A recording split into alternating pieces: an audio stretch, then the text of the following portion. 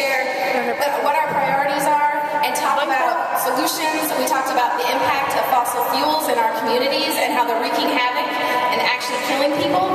We got to share that message with the president. We had differences of opinion, but we found points of convergence.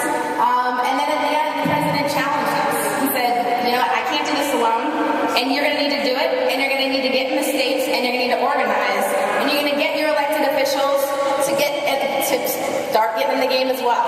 So we said, what do you think we're doing here? There's 10,000 of us, actually, that are doing just that.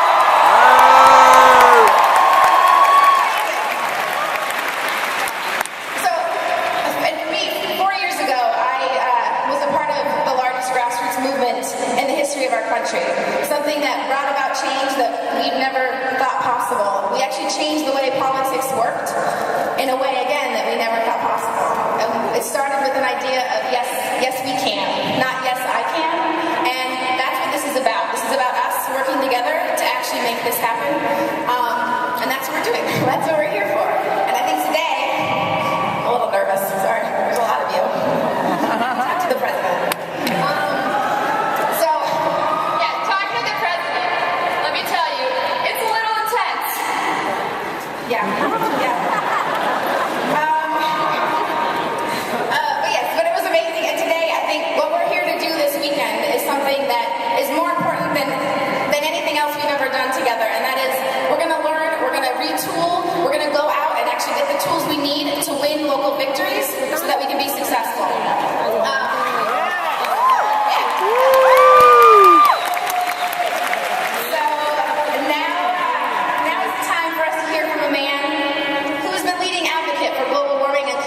For over 30 years. Someone who's made this his life's mission to make sure that we understand the impacts of climate change and how it affects our future. The man who led the Gore administration's effort to protect the environment while strengthening the economy. He's now currently the chairman of the Alliance for Climate Protection, and it is my honor to introduce Vice President Al Gore.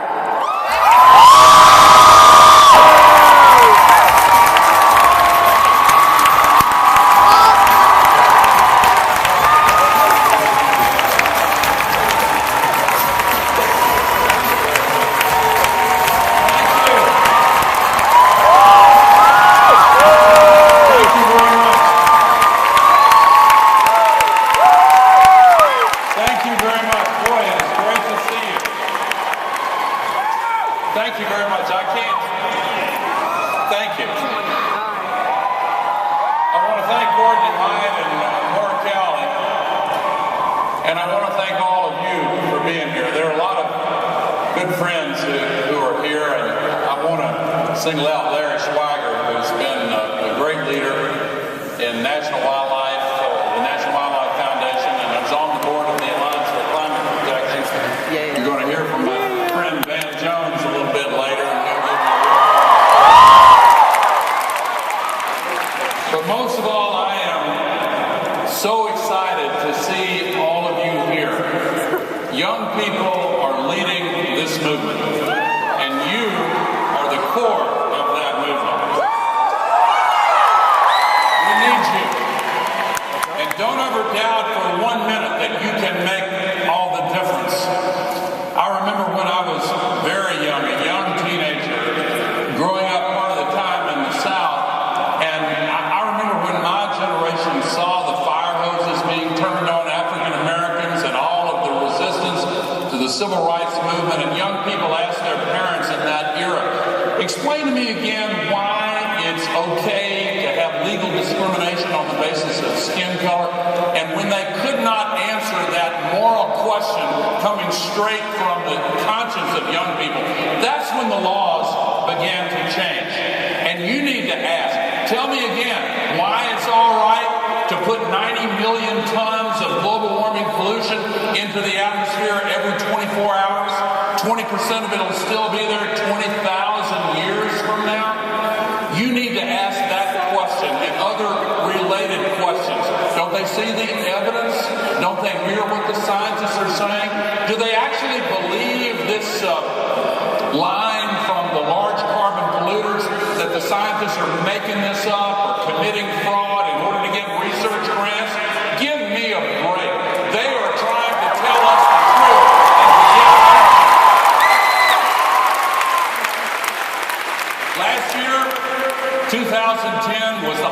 year ever recorded in the instrumental record, statistically tied with 2005. 9 of the 10 hottest years have been in the last 12 years. What part of that is so difficult to understand? Look at what happened in Russia just last summer, with Moscow temperatures above 100 degrees for a long stretch and the biggest drought in Russia's history, and all those fires killing an estimated drought and fires combined more than 50,000 people, and all their grain was taken off the market along with Kazakhstan's grain and Ukraine's grain, and now food prices are at an all-time high. Look at what happened in the American Southwest, and is happening in the American Southwest right now with this persistent drought. Look at what's happening to the evergreen trees in the American West. Does it matter that these beautiful trees are being destroyed by causes that are directly linked to climate? Don't you and your children have a right to be able to enjoy that beautiful scenery? We have to take action to protect our country and the world. Just look at what has happened elsewhere in the world during this last year. In Pakistan, that incredible flood that rendered 20 million people homeless in a nuclear-armed country, further destabilizing it. The president of Pakistan called and said, "Can you put together a group of scientists to help me answer the questions that I'm getting?" And these record deluges are directly linked to changes in the atmosphere that make them far more likely. And the leading scientists are saying, yeah, it's true. You can't take one event and say that's solely caused by climate. But if you turn the question around and ask, would these things be happening without all this global warming pollution? And the answer is no, they would not. Look at what happened in Colombia. Didn't get as much publicity. 48 of that nation's 52 districts were flooded. 2 million people homeless. I was down there. They had to sell off part of their national patrimony to pay the infrastructure repair bill. Look at what happened in Australia this past year, where an area the size of France and Germany combined was flooded. I want to tell you about my hometown of Nashville. At the beginning of May, thousands of my neighbors lost their homes and businesses, and they didn't have flood insurance because the areas where they lived and worked had never ever been flooded before. They called it a once-in-a-thousand-year rainfall. How many places around our country and the world have been getting what they used to call once-in-a-thousand-year rainfalls? We're seeing it happen all over the world, and there's a reason for it. Because as the temperature has gone up, warmer air has started holding much more moisture. And when the storm conditions cause a downpour, much more of it falls at the same time. So you get these big flood events.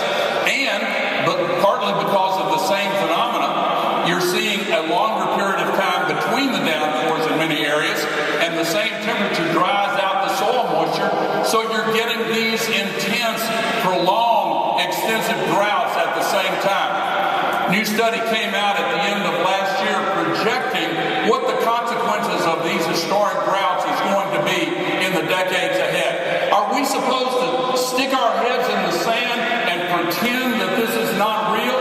You know, the fact that this global warming pollution, principally CO2, traps the heat, that's not some theory. That's physics. You can't negotiate with the laws of physics. You can't amend the laws of physics. You've got to respond to reality as we find it. And it takes courage, and it takes leadership, and it is up to you to give that message to our leaders, and you have been doing so.